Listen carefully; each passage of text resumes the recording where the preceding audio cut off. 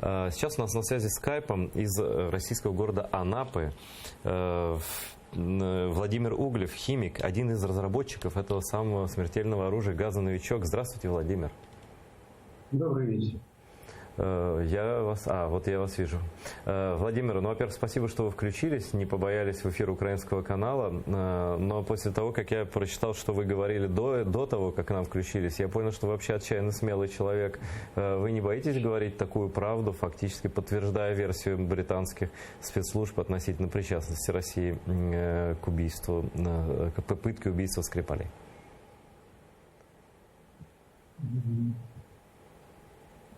Мне уже бояться с 93-го года надо. Почему? Тогда мне грозило от 12 до 18. А за что? За создание новичка? Нет. За то, что мы открыли. Мы же еще в 93-м году предупреждали, что такое вещество есть, и что оно будет использоваться именно для террористических актов.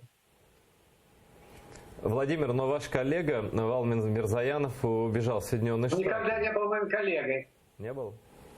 Нет. Он вообще не с этими веществами.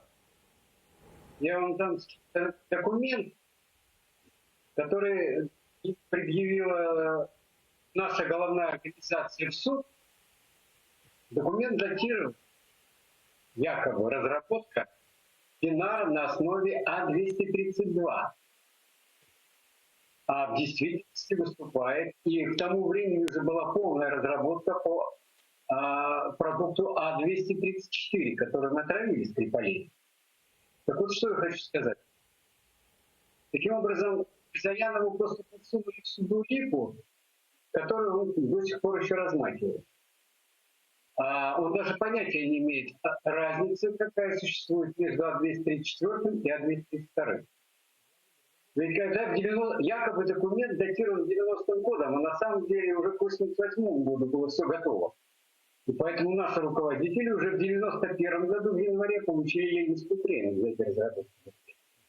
Владимир, давайте перейдем от тех времен к нынешним. И вы в своих интервью рассказывали, что этот газ, ну не газ, это вещество новичок, очень легко транспортируется, но тем не менее, в любом пузырьке герметичном, тем не менее, агенты ГРУ, как утверждает британская разведка, очень сильно наследили. Почему они оставили столько следов и ничему их не научило убийство Литвиненко? Как ваше мнение? Ну, во-первых, с самого начала мы поступили неправильно, то, что использовали стеклянную тару. Тем более дешевую. Контрафакт. То есть нормальный бы одиночка, да, как они хотят выдать одиночку, убил якобы, который ненавидит. Он, значит, он бы купил флакон на всякий случай. Или хотя бы от тройного одеколона. Да? Ну, во-первых, если бы, как говорится, я был бы организатором, я бы ни за что не послал бы это вещество в стекле, потому что может произойти всякое. Лучше всего было бы использовать, как я предполагал с самого начала, шприц-тюбик типа вот как суперклей. Вот и все. Поэтому, когда они, видимо, в гостинице начали скрывать герметично закрытый флакон, и насаживать эту насадку распыляющую, да, они, видимо, немного его пролили или как-то брызнули, когда засовывали туда насадку. И уже даже 2 месяца спустя, тем не менее, английские специалисты смогли определить это вещество.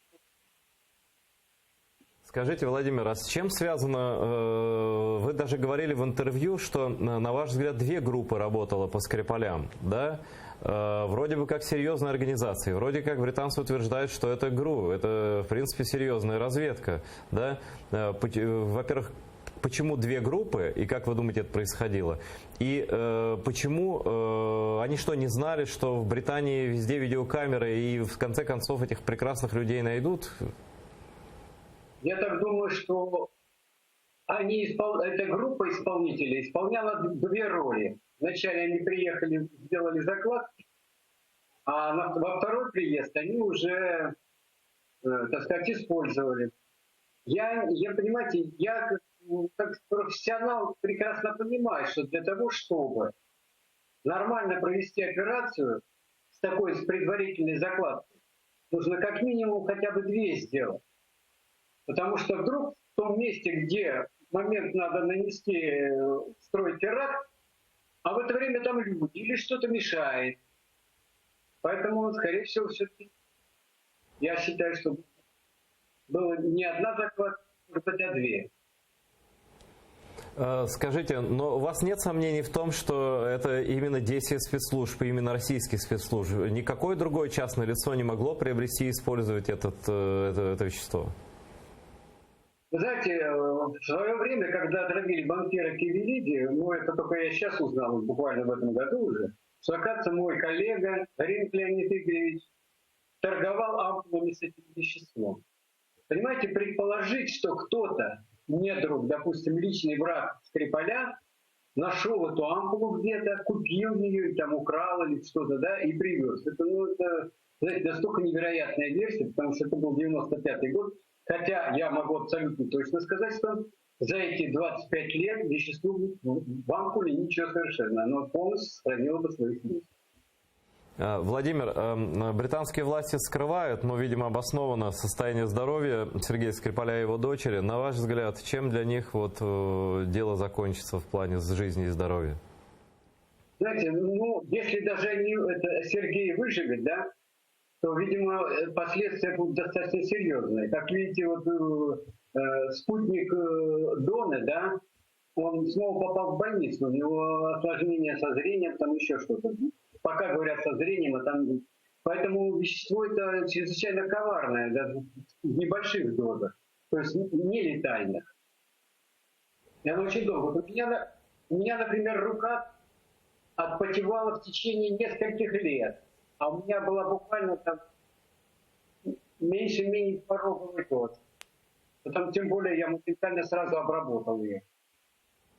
Скажите, пожалуйста, насколько большой арсенал подобных химических видовых средств имеется в распоряжении нынешних, может быть, в распоряжении нынешних российских разведок? И на ваш взгляд, после этого провала какие-то другие вещества в других формах покушений можно продолжать использовать? Будут ли они это делать? Или эта тема уже закрыта? Не могу ответить, потому что не знаю. Я уже 28 лет работаю в этой области. И такой вопрос, может быть, морально-этический. Скажите, вы же знали, что вы занимаетесь средствами для террористических атак. Вам не стыдно, что ли, что вы этим занимались?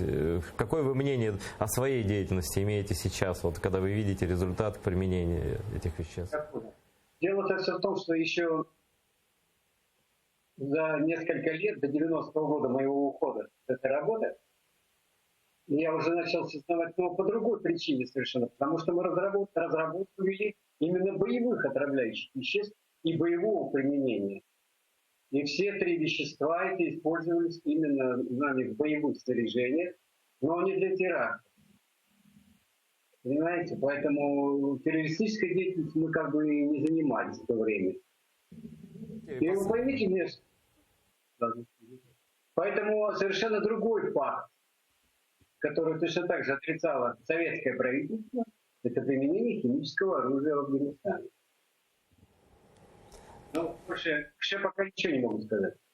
И, может быть, последний вопрос. По вашей оценке запасов различных отравляющих веществ, военных, которые можно использовать для террористических атак, их много сейчас в распоряжении могло остаться нынешних российских властей? Или все-таки их уничтожали, или нет, все-таки сберегли?